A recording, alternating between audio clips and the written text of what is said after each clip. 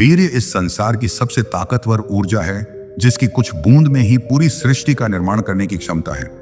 लेकिन इंसान इसकी असीम शक्ति को जान नहीं पाता है और कुछ पल के मजे के लिए अपनी जीवनी ऊर्जा को नष्ट कर देता है। जिस वीर्य से एक नए इंसान का निर्माण हो सकता है, जिस ऊर्जा की मदद से आप अपने शरीर को मजबूत कर सकते हैं, अगर आप उस ऊर्जा की रक्षा करते हैं तो आपका शरीर तो मजबूत होगा ही, साथ ही आपके चेहरे पर अलग ही चमक आ जाएगा। लेकिन शर्त यह है कि आपको लगभग 3 महीने तक अपने वीर्य की रक्षा करनी होगी। अगर आपने एक बार वासना को ऊर्जा में रूपांतरित करना सीख लिया तो फिर आप हजारों की भीड़ में अलग दिखने लगोगे। वीर्य नाश की लत से आप अभी तक क्यों नहीं बाहर निकल पाए हो? क्योंकि आप ये गलतियां कर रहे हैं। आप चाहते तो हो कि इस एडिक्शन से बाहर निकलना, लेकिन लड़की के बारे में सोचना छोड़ना नहीं चाहते। आप ब्रह्मचर्य पालन भी करना चाहते हो, लेकिन उसके लिए गलत संगति से दूर रहना नहीं चाहते। आप अपनी लाइफ में आगे बढ़ना भी चाहते हो, लेकिन मेहनत नहीं करना चाहते। तुम्हें अच्छा भी करना है और बुरा भी करना है। तुम्हें सुबह जल्दी उठना भी है, लेकिन रात को जल्दी सोना नहीं चाहते। एक बात तुम अपने दिमाग में बैठा लो, अगर तुम्हें वीर्यनाश की लत से बाहर निकलना है तो बहुत सी ऐसी गलत चीजों को छोड़ना पड़ेगा, तब जाकर जिंदगी को बदल पाओगे। यही सही वक्त है अपने आप को संभालने का, अपने आप से सच बोलने का, अपने इनेसिस को चैलेंज करने का, और इस समर में वे सब हासिल करने का जो विंटर आर्क में नहीं कर पाए। ये तुम्हारा पर्सनल ट्रांसफॉर्मेशन का वक्त है। तुम्हें अभी भी लगता है कि तुम्हारे पास बहुत टाइम है, तो मेरे भाई थोड़ा सा अपनी आंख बंद कर दो।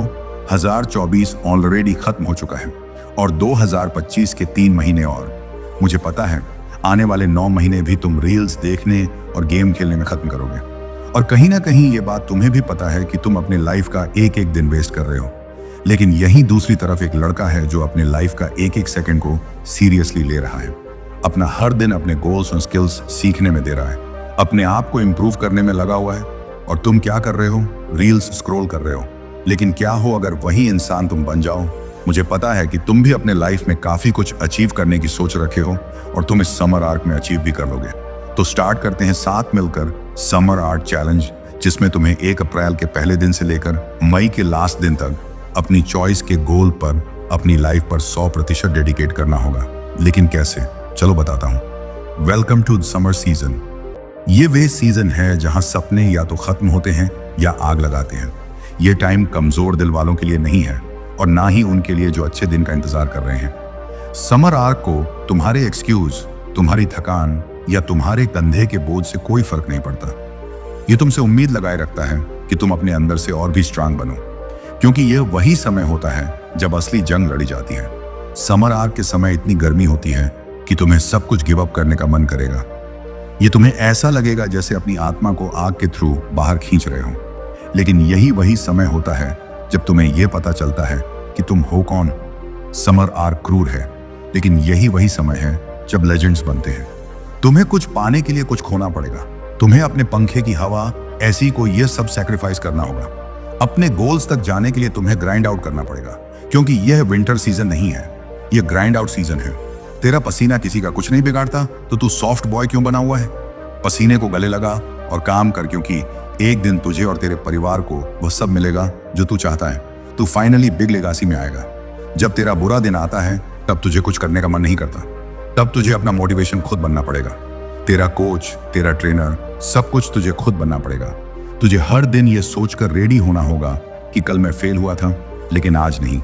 कोई काम कितना भी मुश्किल क्यों ना हो, तुझे वही काम करना है, क्योंकि तू कंफर्ट और प्लेजर के लिए नहीं बना। अगर मिला तो ठीक, वरना नहीं। क्योंकि एक पॉइंट आता है जब इंसान थक जाता है और प्रोक्रेस्टिनेट करना चालू कर देता है। बेहतर इंसान बनने का सिर्फ एक तरीका है, अपने दिमाग और शरीर को स्ट्रांग बनाना। मेंटल थिकनेस का मतलब है वे चीजें फेस करना जो तुम्हें अनकंफर्टेबल लगती हैं। इसलिए अगले 60 दिन के लिए तुम समर आर्क में फुल मॉक मोड पर जा रहे हो। तुम्हें बस उस वर्जन पर वापस जाना होगा जो तुम्हारी बेस्ट सेल्फ थी, और कोई बकवास नहीं। अगर तुम अपने गोल्स अचीव करना चाहते हो तो अभी फोकस पकड़ो। कोई फर्क नहीं पड़ता कि तुम कहां से हो, कौन हो, सिर्फ एक चीज जरूरी है, फोकस। मेरे अंदर एक एनर्जी है जो मुझे अपने गोल्स तोड़ने के लिए मजबूर कर रही है, क्योंकि मैं थक चुका हूं। खुद को रोकने से मुझे अपने बेस्ट वर्जन को अनलॉक करना है, और मैं ऐसा करके रहूंगा। हर दिन उठने का सिर्फ एक रीजन होना चाहिए, आज का दिन कल से बेहतर हो। अगर तुम्हें भी अभी लग रहा है कि तुम्हें काम शुरू करना चाहिए लेकिन नहीं हो रहा है, अंदर से ड्राइव नहीं फील हो रही है, तो एक चीज याद रखना, डिसिप्लिन। अगर तुम डिसिप्लिन को स्ट्रिक्ट प्रोटोकॉल्स फॉलो करोगे, जो मैं अगले 60 दिन तक करने वाला हूं, तो तुम्हारी ट्रांसफॉर्मेशन गारंटीड है। और एक बात बताओ, तुम बदलो तो तुम्हारी जिंदगी बदलेगी। सोचो जरा, सिर्फ 60 दिन के लिए अगर हम लॉक हो जाए तो हम कितने आगे जा सकते हैं। इसलिए लाइफ में यदि तुम्हें ज्यादा चाहिए तो पहले तुम्हें ज्यादा बनना होगा। अपनी पर्सनल ग्रोथ पर काम करो, बदलने की आदत डालो। रियल सक्सेस तभी आएगी जब एक क्लियर गोल सेट होगा। मेरा गोल सिंपल है, अपने YouTube चैनल को ग्रो करना, और मैं अपनी वीडियोस में ज्यादा वैल्यू ऐड करना चाहता हूं। और अगर तुम्हें अभी तक समझ नहीं आ रहा है कि क्या गोल सेट करना है, तो अपने आप से एक सवाल पूछो, अगर फेलियर ऑप्शन नहीं होता तो तुम क्या करते? अगर तुम्हारा मजाक नहीं उड़ाया जाता तो तुम क्या अचीव करना चाहते? जो भी आंसर तुम्हारे दिमाग में आए उसे लिखो, क्योंकि वही चीज तुम्हें सच में करनी है। और अगर तुम उसे इग्नोर कर रहे हो तो तुम सिर्फ अपनी लाइफ वेस्ट कर रहे हो। भाई, मुझे पता है कंफर्ट जोन से निकलना मुश्किल होता है। सबको लगता है कि लोग मजाक उड़ाएंगे, लेकिन अगर तुम्हें कुछ बड़ा करना है तो लोगों की सोच से आगे निकलना पड़ेगा। जो सक्सेसफुल लोग होते हैं वे हमेशा डिफरेंट होते हैं। मैं 2 साल पहले सोचा था कि मुझे YouTube करना है, पर मैं डेली करता रहा। डर लगता था कि लोग क्या कहेंगे, लेकिन एक दिन सोचा, अगर 10 साल बाद मुझे रिग्रेट हो कि मैंने कोशिश भी नहीं की थी। तब लोग सिर्फ अपनी लाइफ पर ध्यान देते हैं, उनको तुम्हारी कोई फर्क नहीं है, तो फिर उनकी वजह से अपने ड्रीम्स को सैक्रिफाइस क्यों करूं? बस एक बड़ा गोल लो और उसके पीछे पागल की तरह लग जाओ। ये तुम्हें अंदर से एक नया इंसान बना देगा, और डिसिप्लिन, फोकस, सेल्फ इंप्रूवमेंट, ये सब ऑटोमेटिक तुम्हारी लाइफ का हिस्सा बन जाएंगी। और सच बताओ, कोई भी गोल को अचीव करना बहुत ही ईजी होता है, क्योंकि ये डिसिप्लिन और कमिटमेंट का खेल होता है। इसलिए आने वाले 60 दिन तक मैं अपनी लाइफ के बेस्ट डिसिप्लिन लेवल पर काम करूंगा। और अगर तुम भी सीरियस हो तो तुम्हें भी ये चैलेंज एक्सेप्ट करना चाहिए। लेकिन ये समझ लो कि लाइफ में जितनी मुश्किल बढ़ती है, मैं उतना ही खुश होता हूँ, क्योंकि मैं जानता हूँ कि ज्यादातर लोग ये नहीं कर पाएंगे। जब तुम इसी सिंपल से लॉजिक को समझ लोगे तो तुम्हें कोई काम मुश्किल लगेगा ही नहीं। अब चॉइस तुम्हारे हाथ में है। तुम इस समर को सिर्फ सर्वाइव करने के लिए देखते हो या इसे कुचल कर आगे बढ़ना चाहते हो। समर सिर्फ मजे लेने और टाइम वेस्ट करने का वक्त नहीं है। ये एक गोल्डन अपॉर्चुनिटी है ग्राइंड करने की, अपने आप को ट्रांसफॉर्म करने की। सोचो, 60 दिन बाद जब तुम स्ट्रॉन्गर, स्मार्टर और ज्यादा डिसिप्लिन होगे, कैसा लगेगा? जब तुम अपने बेस्ट फिजिक्स, बेस्ट माइंडसेट और बेस्ट रूटीन पर होगे, तब दुनिया तुम्हें कैसी दिखेगी? यही है समर का पर्पस। तुम्हारी ग्रोथ का एक ऐसा पीरियड जो तुम्हें भूलने नहीं देगा कि तुम क्या बन सकते हो। सुबह 5 बजे उठ जाओ, कोई एक्सक्यूज नहीं, क्योंकि डिसिप्लिन यहीं से शुरू होता है। और उठते ही फोन मत चलाने लगना, क्योंकि मॉर्निंग में हमारा दिमाग शांत रहता है और तुम फोन उठाकर दिमाग की शांति को भंग कर देते हो, जिससे ब्रेन फॉग होने लगता है और जो थोड़ी बहुत काम करने का मोटिवेशन होता है वह भी खत्म हो जाता है। इसीलिए सुबह सुबह फोन मत उठाया करो। इसके बजाय पानी पियो और हल्की स्ट्रेचिंग करो, जिससे तुम्हारे शरीर का लचीलापन और गतिशीलता बढ़ेगा और ब्लड सर्कुलेशन इंक्रीज होगा। जिस दुनिया में हम जी रहे हैं वहां डिस्ट्रैक्शन हर जगह है। मोबाइल, सोशल मीडिया, काम का प्रेशर, हमारा दिमाग इतना डिस्ट्रैक्ट होता है कि हम खुद को ही लॉस्ट कर देते हैं। लेकिन एक चीज है जो तुम्हारी मेंटल क्लैरिटी और फोकस को वापस ला सकती है, वह है मेडिटेशन। अगर तुम्हें अपनी लाइफ में क्लैरिटी चाहिए, डिस्ट्रैक्शन को हटाना है और एक शार्प फोकस डेवलप करना है, तो तुम्हें मेडिटेशन करना होगा। मेडिटेशन सिर्फ आंख बंद करने का नाम नहीं है, ये एक प्रैक्टिस है जो तुम्हें अंदर से स्ट्रांग बनाती है। जब तुम मेडिटेशन करते हो तब तुम अपने माइंड को ट्रेन करते हो फोकस ऑन क्लैरिटी के लिए। बस डेली 20 से 30 मिनट और तुम्हारी लाइफ कंप्लीटली ट्रांसफॉर्म हो जाएगी। तभी ऐसा फील होता है कि दिन बिना किसी डायरेक्शन के निकल जाता है। सुबह उठते ही मोबाइल स्क्रॉल करना, फिर पूरा दिन बस एक ऑटो पायलट मोड पर चलना बिना किसी क्लैरिटी के। और अगर तुम चाहते हो कि तुम्हारे दिन प्रोडक्टिव हो, प्लानिंग हो और तुम अपनी लाइफ को कंट्रोल कर सको, तो एक हैबिट अडॉप्ट करो, प्लानिंग और जर्नलिंग। जब तुम बिना प्लान के दिन स्टार्ट करते हो तो डिस्ट्रक्शन ऑटोमेटिक डोमिनेट करने लगती है। लेकिन जब तुम अपने दिन को लिखने लगते हो, उसे विजुलाइज करते हो, तो तुम्हारा माइंड एक क्लियर रोड मैप फॉलो करता है। सुबह उठते ही बॉडी थोड़ी टाइट लगती है, लेजनेस फील होती है और मूड भी स्लो रहता है। पर एक चीज है जो तुम्हें इंस्टेंट एनर्जी दे सकती है, वो है मॉर्निंग वर्कआउट। लेकिन सवाल यह है कि स्ट्रेंथ ट्रेनिंग करें, एंडोरेंस पर फोकस करें या फिर फ्लेक्सिबिलिटी इंप्रूव करें। ये तुम्हारी बॉडी पर डिपेंड करता है। जैसे अगर तुम अपने बॉडी को स्ट्रांग बनाना चाहते हो, मसल्स बिल्ड करनी है और एक पावरफुल फिजिक चाहिए, तो स्ट्रेंथ ट्रेनिंग बेस्ड है। और अगर तुम्हारा गोल स्टैमिना बढ़ाना है, फैट लॉस करना है और एक एथलीट बॉडी डेवलप करना है, तो एंडोरेंस ट्रेनिंग तुम्हारे लिए बेस्ट है। और अगर तुम्हारा गोल बॉडी को फ्लेक्सिबल बनाना है, मोबिलिटी इंप्रूव करना है, इंजरी को अवॉइड करना है, तो फ्लेक्सिबिलिटी ट्रेनिंग तुम्हारे लिए परफेक्ट है। भाई, एक आदत जो तेरी लाइफ को 180 डिग्री टर्न दे सकती है वो है रीडिंग। सिर्फ 1 घंटा रोज और तू दुनिया के 1% लोगों से आगे निकल जाएगा। Elon Musk, Bill Gates, Warren Buffett सब लोग पढ़ते हैं। क्यों? क्योंकि books are the shortcut to wisdom. अगर तू खुद को नेक्स्ट लेवल पर ले जाना चाहता है तो ये बुक्स तुम्हारे लिए एटॉमिक है। Atomic habits by James clear. छोटी छोटी आदतें कैसे तेरी लाइफ को बदल सकती हैं, ये सिखाएगी। हैबिट लूप, आइडेंटिटी चेंज और डिसिप्लिन का असली फंडा मिलेगा। The lessons of history. इतिहास सिर्फ डेट याद करने का गेम नहीं है, बल्कि इंसान की सोच को डिकोड करने का तरीका है। इंसान का एवोल्यूशन और सोसाइटीज का डेवलपमेंट कैसे हुआ, ये बताता है। और एक बात, यदि फ्यूचर बनाना है तो पास्ट को समझना पड़ेगा। भाई अगर आज से रोज सिर्फ 1 घंटा किसी स्किल को इंप्रूव करने में दे दिया ना, तो 100 दिन बाद तू अलग लेवल का इंसान बन जाएगा। स्किल डेवलपमेंट एक सुपर पावर है, चाहे कोडिंग हो, मार्शल आर्ट हो या कम्युनिकेशन स्किल्स हो। तुम जितना जल्दी स्टार्ट करोगे उतना जल्दी लाइफ इंप्रूव होगी। सिर्फ सोचने भर से कुछ नहीं होगा। अभी डिसाइड करो कौन सा स्किल सीखना है और आज से प्रैक्टिस शुरू करो। अगर आप भी काम के बीच में डिस्ट्रैक्ट हो जाते हो तो ये टेक्निक्स आपकी लाइफ बदल सकती है। पोमोडोरो टेक्निक ये सिंपल लेकिन पावरफुल मेथड है जो आपकी फोकस मेंटेन करने में हेल्प करेगी। पोमोडोरो टेक्निक का बेसिक फंडा है 25 minute intense work plus 5 minute break. ये साइकिल 4 बार रिपीट होगा। फिर एक लॉन्ग ब्रेक लो 15 से 30 मिनट का। इस बीच तुम हाई प्रोटीन और क्लीन डाइट, लो बॉडी और माइंड को एनर्जी के लिए। ये सिंपल टेक्निक आपको प्रोक्रास्टिनेशन से दूर ले जाएगी और मैक्सिमम आउटपुट देने में मदद करेगी। लेकिन जब तक आप डिस्ट्रक्शन को अवॉइड नहीं करोगे, ये टेक्निक भी काम नहीं करेगी। इसलिए ऐसी जगह पर काम करें जहां आपको काम करने का मन करे। अगर आप दिन के बीच में थक जाते हो, फोकस लॉस हो जाता है, तो एक 20 मिनट की पावर नैप आपके ब्रेन की बैटरी फुल चार्ज कर सकती है। ये एक सीक्रेट वेपन है प्रोडक्टिविटी बढ़ाने का। अगर आप आफ्टरनून में लेजी फील करते हो तो कॉफी की जगह एक शॉर्ट नैप लो। यह आपकी एनर्जी और फोकस दोनों बढ़ा देगी। और इसी टाइमलाइन के बीच कुछ क्रिएटिव वर्क करें, जैसे राइटिंग, आर्ट या कोई भी पैशन प्रोजेक्ट। शाम के समय इवनिंग वर्कआउट और मूवमेंट एक्टिविटी करो और इसी बीच सेकंड वर्कआउट भी करो। लाइट एक्टिविटी या मार्शल आर्ट और साथ में जर्नलिंग भी करना कि आज क्या क्या सीखा। 8 बजे डिनर करो और हाँ, डिनर में क्लीन और बैलेंस डाइट होना चाहिए। सोने से पहले ब्लू लाइट से दूर रहो और साथ में गीगा चैट मीडिया चैलेंज के रूल्स फॉलो करो। Rule number 1, no excuse.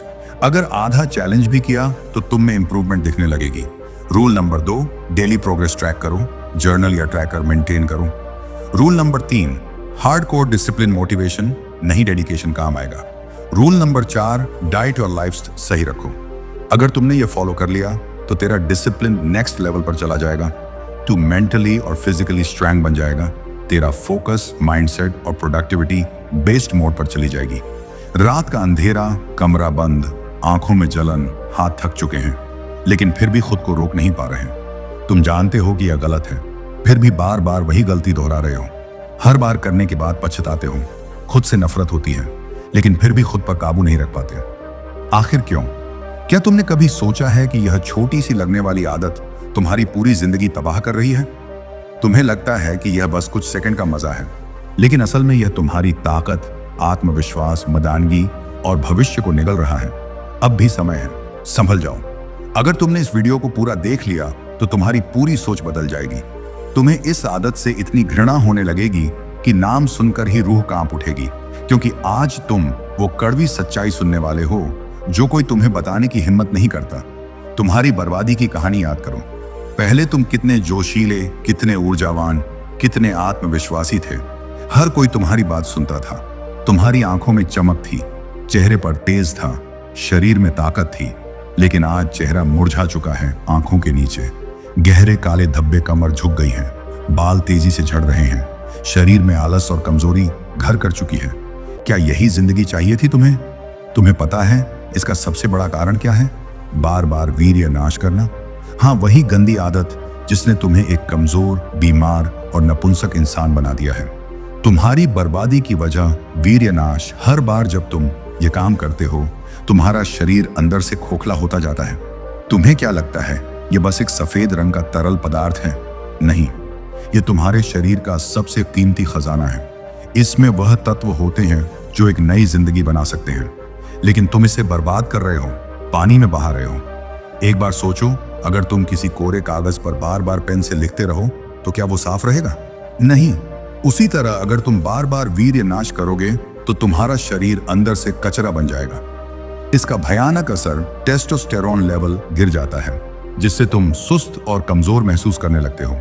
याददाश्त कमजोर हो जाती है, तुम किसी भी चीज पर फोकस नहीं कर पाते। बाल तेजी से झड़ने लगते हैं क्योंकि तुम्हारे शरीर में पोषण की कमी होने लगती है। चेहरे की चमक खत्म हो जाती है, तुम्हारी स्किन डल और मुरझाई हुई दिखती है। शरीर ढीला और बेकार हो जाता है, मांसपेशियां कमजोर पड़ जाती हैं, कमर दर्द, जोड़ों में दर्द और नींद की समस्या शुरू हो जाती है।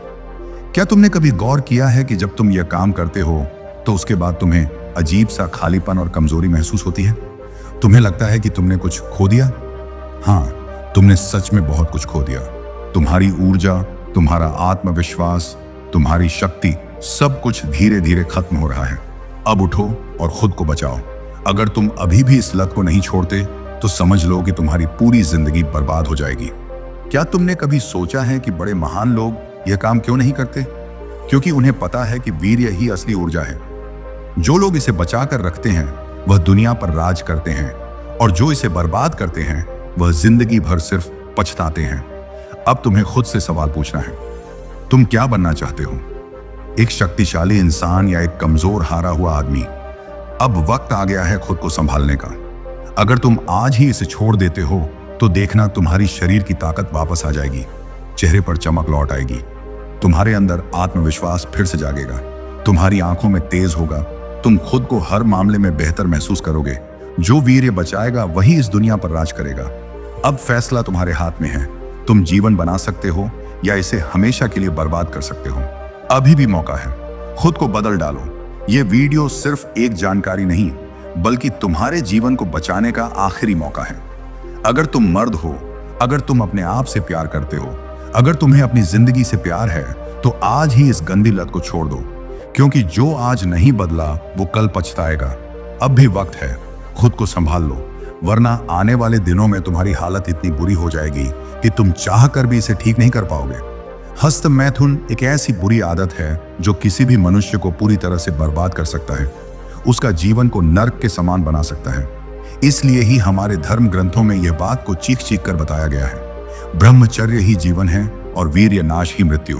इसलिए दोस्तों, पूरे मनुष्य जाति के लिए प्रत्येक धर्म ग्रंथों ने एक ही नियम बनाया है कि प्रत्येक मनुष्य अपने जीवन का एक चौथाई हिस्सा में ब्रह्मचर्य का पालन अवश्य करें, और जो भी मनुष्य इस एक नियम का पालन पूर्ण रूप से करता है तो फिर वह मनुष्य देवतुल्य बन जाता है।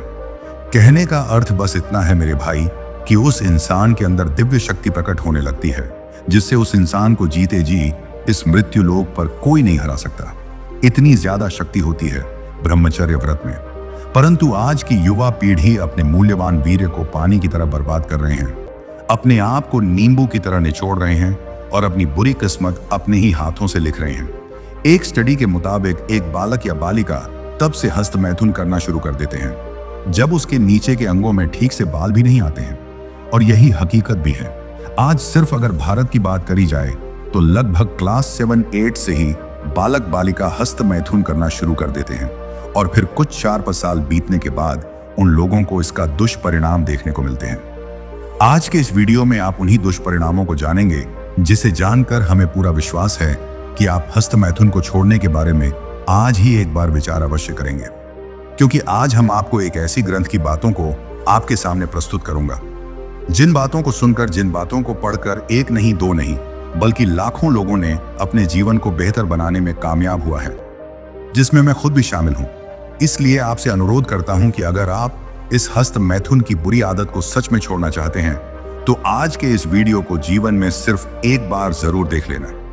वीडियो देखने के बाद आप खुद ही आज के बाद कभी हस्त मैथुन नहीं करोगे। और अगर ऐसा सच में हुआ मेरे भाई, तो जिन हाथों से आज तक हिलाते आ रहे हो, उन्हीं हाथों से नीचे कमेंट बॉक्स में कुछ अच्छे शब्द जरूर लिखकर जाना। तो चलिए शुरू करते हैं आज की इस वीडियो को। वीर्यनाश के मुख्य लक्षण। पहला काम, पीड़ित वीर्यग्न, यानी वीर्य को नष्ट करने वाला। बालक बड़े आदमियों की तरफ आंख से आंख मिलाकर नहीं देख सकता, किसी अपराधी की तरह शर्मिंदा होकर नीचे देखता है अथवा मुंह छिपाना चाहता है। दूसरा, बहुत से चालाक या धूत लड़के झूठे ही छाती निकालकर समाज में इज्जततः ऐंठते हुए अकड़कर घूमा करते हैं। वे जरूरत से अधिक ढीठ बन जाते हैं। कारण यह कि ऐसा करने से उनके दुर्गुण छिप जाएंगे और लोगों की दृष्टि में वे निर्दोष जचेंगे। तीसरा, उनका आनंदमय व हंसमुख चेहरा दुखी व उदास बन जाता है। सूरत रोनी बन जाती है। प्रसन्न स्वभाव नष्ट होकर चिद्धा चिद्धा क्रोधी वृक्ष यानी रूखा बन जाता है। चेहरा फीका पीला व मुर्दे की तरह निस्तेज बन जाता है। चौथा, गालों पर कि पहले की वह गुलाबी छटा नष्ट होकर झाई पड़ने यानी काले दाग पड़ने लगती है। यह अत्यंत वीर्यनाश का निश्चित लक्षण है। पांचवा, आंखें व गाल अंदर धंस जाते हैं और गाल की हड्डियां खुल जाती हैं। छठा, बाल पकने व झड़ने लगते हैं। मूछें पीली, सुर्ख या लाल बन जाती हैं। 16 वर्ष के उपरांत बाल का सफेद होना वीर्यनाश का स्पष्ट लक्षण है। सातवां, कोई भी रोग न रहते हुए अकाल ही में वृद्ध पुरुष की तरह जर्जर, दुर्बल, ढीला बनना। किसी अच्छे काम में दिल न लगना, वो नाकद बनना तथा थोड़े ही परिश्रम से वो दौड़ने से हांफने लगना और मृत पिंड की तरह उत्साहहीन बनना। दैनिक काम करना भी अच्छा ना लगना। सामान्य से सामान्य काम कठिन जान पड़ना। आठवां, चित्त में कुचिंताओं का बढ़ना, थोड़े ही डर से छाती में बेहद धड़कन आना तथा भयभीत हो जाना। थोड़ा सा भी दुहक पहाड़ सा मालूम होना। 9 माह बार बार झूठी ही अस्वाभाविक भूख लगना अथवा भूख का मंद पड़ जाना, यह भी वीर्यनाश का प्रमुख चिन्ह है। अपच और मलबद्धता, कब्जियत, इसका निश्चित परिणाम है चटपटे मसालेदार पदार्थ खाने में रुचि रखना। 10वां, नींद का ना आना, यदि आई तो ऐसी आना जैसी कुंभकर्ण निद्रा। उठते समय महा आलस्य व निरुत्साह मालूम करना। आंखों का भारी पड़ना। 11वीं, रात्रि में स्वप्न दोष होना, यह पापी व कामी मन का पूर्ण लक्षण है। 12वां, वीर्य का पानी जैसा पतला पड़ना और पेशाब के समय वीर्य का बूंद बूंद बाहर निकलना, यह भी हस्त मैथुन का एक मुख्य चिन्ह है। इसका अंतिम भयानक परिणाम पुरुषत्व का नाश अर्थात नपुंसकता है। 13वां, बार बार पेशाब होना तथा गर्मी, परमा, प्रमेह आदि उग्र रोग होना। 14वां, हाथ पैर और शरीर के पोर पोर में संधि में दर्द मालूम होना, हाथ पैरों में शिथिलता आना व सनसनी उत्पन्न होना तथा उनका मुर्दे की तरह ठंडा पड़ जाना। 15वां, तलवे तथा हथेलियों का पसीजना व वीर्य भ्रष्टता का मुख्य लक्षण है। 16वां, हाथ पैर में कंपन मालूम होना, हाथ में पकड़ा हुआ कागज अब कोई वस्तु हिलने लगना यानी हाथ कांपना। नाटक, उपन्यास आदि श्रृंगारिक किताबें तथा चित्र पढ़ने व देखने की अत्यंत रुचि रखना। 18वां, स्त्रियों में बार बार आना जाना, निर्लज्जता से गीघ व ऊंट की तरह सर उठाकर या घुमाकर किंभवा चोर दृष्टि से छिपकर स्त्रियों की तरफ देखना। 19वां, चेहरे पर पिटिका यानी मुहरसा उभारना, यह पापीगामी का पूर्ण लक्षण है। 20वां, किसी समय ऊपर उठते समय एकाएक दृष्टि के सामने अंधेरा छा जाना तथा मूर्छा आ जाने से नीचे गिर पड़ना। स्मरण शक्ति का हास होना, इशवा देखे हुए स्वप्न की याद ना आना, रखी हुई वस्तु का स्मरण ना होना और कंठ की हुई कविता या पाठ भी भूल जाना और मानसिक दुर्बलता का बढ़ जाना। 22वां, चित्त का अत्यंत चंचल, दुर्बल व पापी बनना और कोई भी प्रतिज्ञा पूरी ना कर सकना तथा सब काम अधूरे ही करके छोड़ देना, एक भी अच्छा काम पूर्ण ना करना पर कुकर्म प्रयत्न पूर्वक पूरा करना। गिरगिट की तरह सदा विचार या निश्चय बदलते रहना और सदा मन मलन व अपवित्र बने रहना। 23वां, दिमाग में गर्मी छा जाना, नेत्रों में जलन उत्पन्न होना व नेत्रों से पानी बहने लगना। 24वां, क्षण ही रुष्ट व क्षण ही तुष्ट होना। 25वां, माथे में, कमर में, मेरुदंड में और छाती में बार बार दर्द उत्पन्न होना। 26वां, दांत के मसूड़े फूलना, मुख से महान दुर्गंधी का आना तथा शरीर से भी बदबू निकलना। वीर्यवान के शरीर से सुगंध निकलती है, अतः दांत को बिल्कुल साफ रखना चाहिए। 27वां, मेरुदंड का झुक जाना, फिर हर समय झुककर बैठना। 28वां, वृषण की वृद्धि होना तथा उनका लटक जाना। 29वां, आवाज की कोमलता नष्ट होना, आवाज मोटा रूखा अप्रिय बन जाना। 34वां, छाती का दुर्भंग हो जाना अर्थात छाती पर का अंतर गहरा और विस्तृत बन जाना और छाती की हड्डियां दिखना। एकास नेत्र रूपी चंद्र सूर्य को ग्रहण लगना। नाक के कोने में प्रथम कालिमा छाती है, फिर बढ़ते बढ़ते आंखों के चतुर्दिक ग्रहण लग जाता है अर्थात चारों ओर से नेत्र काले पड़ जाते हैं। यह अत्यंत वीर्य नाश का बड़ा भयानक और भीषण चिन्ह है। 12वीं, किसी बात में कामयाबी ना होना तथा सर्वत्र निंदित या अपमानित बनना, यह वीर्य नाश की पूरी निशानी है। संतति संपत्ति का धीरे धीरे नाश होना, अधर्म, व्यभिचार व पाप का बढ़ना, आयु का घट जाना, वेद शास्त्र आज्ञाओं को कुछ भी न मानना और अपनी ही मनमानी करना, अर्थतः विनाश काले विपरीत बुद्धि, इस न्याय से सब उल्टी ही बात करना, यह गुलामी के खास चिन्ह है। संपूर्ण अपयश, दुख, गुलामी का कारण एकमात्र वीर्य का नाश ही है। 33 अंत में कभी कभी दुख और पश्चाताप के मारे आत्महत्या करने का विचार करना इति प्रमुख चिन्ह है। दोस्तों, अब तक आपने जाना वीर्यनाश के मुख्य लक्षण के बारे में, लेकिन दोस्तों, दिल थाम कर बैठे आगे आपको हस्त मैथुन के दुष्परिणाम को सुनकर आपके पैरों की जमीन हिल जाएगी। शायद इसी वजह से आप आज के बाद फिर कभी हस्त मैथुन नहीं करेंगे। बस वीडियो को पूरा अंत तक जरूर देखें। दूसरा भाग, हस्त मैथुन और उसके दुष्परिणाम। आजकल समाज में उपयुक्त अष्ट मैथुनों के अलावा और भी मैथुन नव युवकों में बड़े भीषण रूप से फैल गया है। इस मैथुन से तो बालकों का बड़ा भारी संहार हो रहा है। प्लेग और इन्फ्लुएंजा से कहीं बढ़कर यह नया रोग नव युवकों को जान से मार रहा है। यही नहीं, बल्कि बड़े बड़े पढ़े लिखे हुए लोग भी इस काल के कराल पंजे में मोहवश जा रहे हैं। हाँ, वह बड़े ही दुर्भाग्य की बात है। इस महारोग से पिंड छुड़ाना प्लेग इन्फ्लुएंजा से भी महाकठिन हो गया है। इस महारोग को हस्त मैथुन का रोग कहते हैं। ये रोग बड़ा भयानक है। ये राक्षस मनुष्य को बड़ी क्रूरता से बिल्कुल निचोड़ डालता है। यह भी एक प्रकार की स्त्री की नवविधा भक्ति ही है। फर्क इतना ही है कि परमात्मा की नवविधा भक्ति से मनुष्य की मुक्ति होती है और स्त्री की केवल विषय की इस नवविधा भक्ति से मनुष्य को नरक की प्राप्ति होती है। हस्त मैथुन के कारण जितनी हानियां उठानी पड़ती हैं, यदि केवल उनके नाम ही लिखे जाएं तो एक छोटी सी पुस्तिका तैयार हो सकती है। हम यहाँ पर इन अनिष्टकारी कुटेवों का संक्षेप में वर्णन करते हैं। किसी लकड़ी को घुन लगने से जैसे वह बिल्कुल खोखली पड़ जाती है, वैसे ही इस अधम कुटेव से मनुष्य की अवस्था जर्जरीभूत हो जाती है। हस्त मैथुन को अंग्रेजी में मास्टरबेशन कहते हैं। कोई मुष्टम मैथुन, हस्तक्रिया अथवा आत्म मैथुन भी कहते हैं। हस्त मैथुन से इंद्रिय की सब नसें गीली पड़ जाती हैं। फल यह होता है कि स्नायु के दुर्बल होने से जननेंद्रिय टेढ़ा, लघु पीला पड़ जाता है। मुख की ओर मोटा और जड़ की ओर पतला पड़ जाता है। यहीं पर एक नस होती है, वह उभर आती है और मुंह के पास बाईं ओर कंटिया की तरह टेढ़ी बन जाती है। यह नितांत नपुंसकता का चिन्ह है। ऐसे एक बालक को मैंने स्वयं देखा है। नस दौर्बल्य से बार बार स्वप्न दोष होने लगता है। सामान्य काम संकल्प से अथवा पापी मनुष्यों ने वीर्यनाश के 20 तरीके निकाले हैं। वे सभी अप्राकृतिक व महान इंद्रिय हैं, अतः उनको हमने हस्त मैथुन में संविष्ट किया है। श्रृंगारिक वर्णन गायन के दृश्य मात्र से ही ऐसे पतित पुरुष का वीर्य नष्ट होने लगता है। उसका वीर्य पानी की तरह इतना पतला पड़ जाता है कि स्वप्न दोष के बाद वस्त्र पर उसका चिन्ह तक नहीं दिखाई देता। इंद्रिय में वीर्य धारण करने की शक्ति नहीं रह जाती है। ऐसा पुरुष स्त्री समागम के सर्वथा अयोग्य बन जाता है। शरीर के भीतर मनोवाह नामक एक नाड़ी है। इस नाड़ी के साथ शरीर की संपूर्ण नाड़ियों का संबंध है। काम भाव जागृत होते ही ये सब नाड़ियां कांप उठती हैं और शरीर के पैर से लेकर सिर तक के सब यंत्र हिल जाते हैं। फिर रक्त का तथा संपूर्ण शरीर का मथन होकर वीर्य उनसे भिन्न होकर नष्ट होने लगता है, जिससे धातु, दौर्बल्य, प्रमेह, स्वामेह, मधुमेह आदि कठिन रोग शरीर में घर कर लेते हैं। शरीर के खून में एक सफेद यानी व्हाइट कॉर्पसल्स और दूसरे लाल रेड कॉर्पसेस कीट होते हैं। सफेद कीटों में रोगों के कीटों से लड़ने की शक्ति होती है। वीर्य जितना ही पुष्ट व अधिक होता है, उतने ही यह शुभ्र कीट बलवान होते हैं और विष को पचा डालने की शक्ति रखते हैं। परंतु जो ही वीर्य क्षीण होता है, क्यों ही ये कीट भी दुर्बल बनकर हैजा, प्लेग, मलेरिया के कीटाणुओं से दब जाते हैं और फिर मनुष्य भी काल के काल में चले जाते हैं। यह वीर्य नाश के ही दारुण फल है।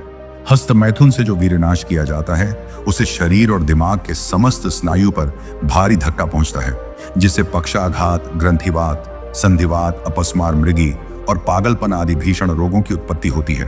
व्यभिचार तो सर्वथा है ही, परंतु उससे भी महातिनिंद्य यह हस्त मैथुन का कार्य है।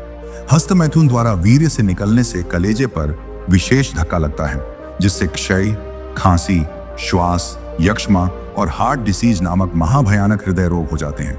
हृदय रोग से ऐसे अभागे मनुष्य की कौन से समय में मृत्यु होगी, इसका कुछ भी निश्चय नहीं होता। अकाल ही में वह मृत्यु को प्राप्त हो जाता है।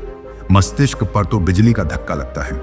हस्त मैथुन से सिर फौरन हल्का और खाली पड़ जाता है। स्मृति, याददाश्त, सुबुद्ध, प्रतिभा सभी चौपट हो जाते हैं और अंत में ऐसा नष्ट वीर्य पुरुष पागल सा बन जाता है। पागल खानों में 100 में 95 आदमी व्यभिचारी और हस्त मैथुन के ही कारण पागल बने होते हैं। यही हालत अपनी स्त्री से अतिरथि करने वालों की भी हुआ करती है। टोरंटो के डॉक्टर वर्कमान कहते हैं, सैकड़ों पागल खानों की जांच करने पर हमें यही जात हुआ कि जिनको हम आप नीति भ्रष्ट, अशिक्षित व मूर्ख समझते हैं, उनमें नहीं, किंतु धर्म से, स्वच्छता से रहने वाले शिक्षित लोगों में ही यह हस्तमैथुन का रोग विशेष रूप से फैला हुआ है। खेतों में शारीरिक परिश्रम करने वाले मूर्खी में नहीं, किंतु शहरों के पुस्तक कीट बने हुए नवयुवकों और आदमियों में ही यह घृणित रोग विशेष फैला हुआ है। माता पिता इस भीतरी कारण को नहीं जानते। वे समझते हैं कि परिश्रम की अधिकता से ही बालकों की ऐसी दुर्दशा हुई है। मस्तिष्क कमजोर हो जाती है, बाल झड़ने व पकने लगते हैं। राजा के घायल होते ही जैसे संपूर्ण सेना एक बार घबरा जाती है, उसी प्रकार वीर्य रूपी राजा को आघात पहुंचते ही शरीर की इंद्रिय रूपी सेना एक बारगी अस्वस्थ व कमजोर हो जाती है।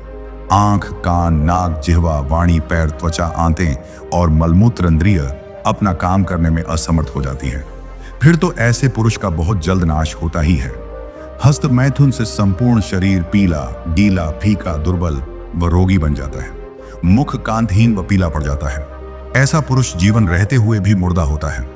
हाय, जिस विषयानंद को कामी लोग ब्रह्मानंद से बढ़कर समझते हैं, वह विषयानंद भी ऐसे पतित पुरुष ज्यादा दिन तक नहीं भोग सकते। इंद्रिय दुर्बलता के और अन्यान्य रोगों के कारण वे गृहस्थ सुख भी नहीं भोग सकते। उनकी संतान उत्पादन शक्ति नष्ट हो जाती है, जिससे उनकी स्त्रियां बंध्या बनी रहती हैं, अथवा संतान हुई तो कन्या ही कन्या होती हैं। ऐसे लोग काम के मारे बेकाम बन जाते हैं। संतति सुख से वे हाथ धो बैठते हैं। उनकी स्त्रियों को भी संतोष नहीं होता है। फिर वे व्यभिचार करने लगती हैं। स्त्रियों के बिगड़ने से संतान भी दुसाध्य होती है व अधर्म की वृद्धि होती है। अधर्म के फैलते ही गर्भ देश में दरिद्र्य, अकाल व अशांति आदि फैलते हैं। फिर सुख की आशा कहां?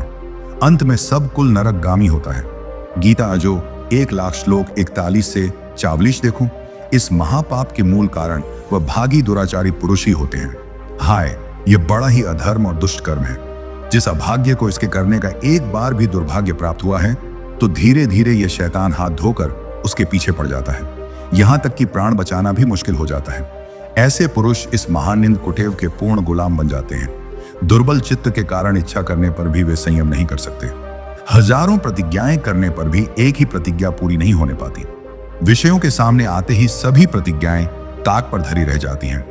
इस प्रकार वीर्य को नष्ट करने में मनुष्य का मनुष्यत्व लोभ हो जाता है और उसका जीवन उसी को भार स्वरूप मालूम होने लगता है।